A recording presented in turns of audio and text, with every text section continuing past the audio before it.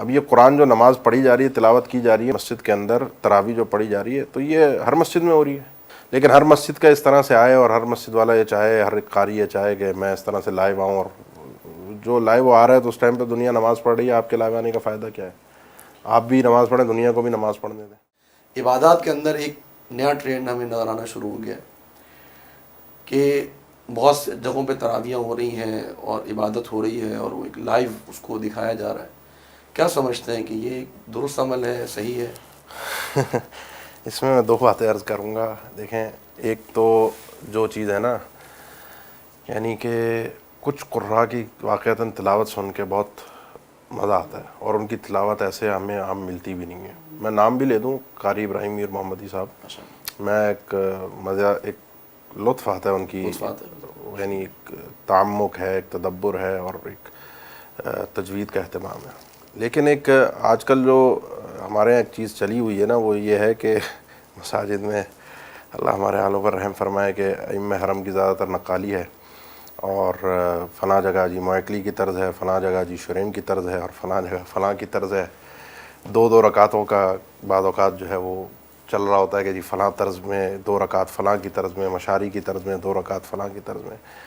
یعنی انسان خود سوچے کہ وہ کر کیا رہا ہے، یعنی یہ عبادت اللہ کے لیے ہے اور اس میں خشوع اور خضوع ہے، تو یہ انداز جو ہے نا وہ طبعی نہیں ہے۔ میں آپ کو یاد ہو، ہم جامعہ اسلامیہ میں پڑھتے تھے، وہاں ایک ساتھی جو ہے وہ شیخ صلاح البدیر کی کاپی کرتا تھا نماز میں۔ تو شیخ صلاح البدیر مسجد نبوی کے امام ہے، تو بعض اوقات وہ ان کا ایک ہے، طبعی ہے ان کا معاملہ، تو ان کا اپنا ذاتی ہے کہ وہ خشیت میں وہ آیت کو بعض اوقات ریپیٹ کرتے تھے۔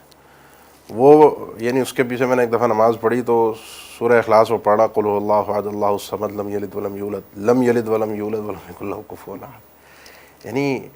میں نے لوگوں کو ائمہ حرم کی تقلید کرتے ہوئے اس انداز میں بھی دیکھا ہے میں نے خود، کہ کہیں پر وہ کسی ائمہ حرم میں سے کسی امام کی تلاوت اگر مشہور ہے، کسی مقطع، کوئی تلاوت کسی صورت کے حوالے سے، تو جہاں اگر ان کی آواز لڑکھڑاتی ہے، خشیت یا رونے والی کیفیت بنتی ہے، تو وہ جو حضرات ان کی کاپی کر رہے ہوتے ہیں، بعض اوقات میں نے ان کو دیکھا کہ وہ بھی اس جگہ پر پہنچ کر وہ بھی وہی سٹائل اپناتے ہیں۔ یعنی آواز تو چھوڑیں، اب وہ جو اللہ کا ڈر، خوف یا رونے والی کیفیت ہے، اس میں بھی کاپی شروع ہو گئی ہے۔ ایک تو یہ مصیبت ہے، یعنی آواز اچھی ہونی چاہیے، اس میں کوئی شک نہیں ہے، تجوید ہونی چاہیے، لیکن ہمارے ہاں جو ہے نا، جو کاپی کرتے ہیں نا، وہ تجوید کا جنازہ نکال کر اکثر و بیشتر کاپی کرتے ہیں، اکثر و بیشتر، سب نہیں، بہت سے ایسے بھی ہیں جو واقعتاً اچھے انداز میں، اور مزہ بھی آتا ہے۔ یہ میں علی الاطلاق اس کی مذمت نہیں کر رہا، یعنی یہ بالکل غلط ہے۔ جس کو آتا ہو، کسی ایک طرز میں پڑھ رہا ہے، ہمیں اچھا لگ رہا ہے،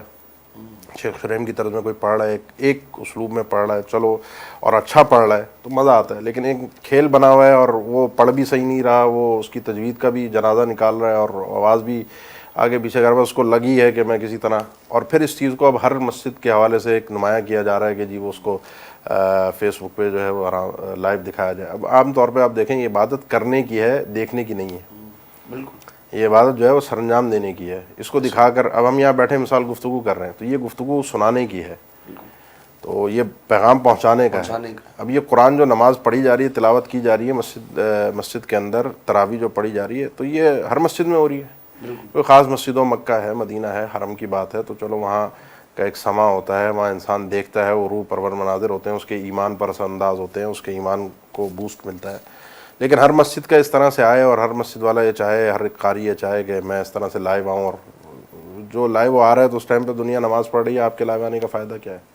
آپ بھی نماز پڑھیں، دنیا کو بھی نماز پڑھنے دیں۔ سینکڑوں لوگ روزانہ اسلام فورٹ میڈیا سے مستند اسلامی تعلیمات حاصل کر رہے ہیں، بھٹکے ہوئے دل ہدایت پا رہے ہیں۔ آئیے اس پیغام کو پھیلانے میں ہمارے ساتھ تعاون کیجیے اور ہزاروں دلوں کو نور ہدایت سے منور کرنے میں حصہ ملائیے۔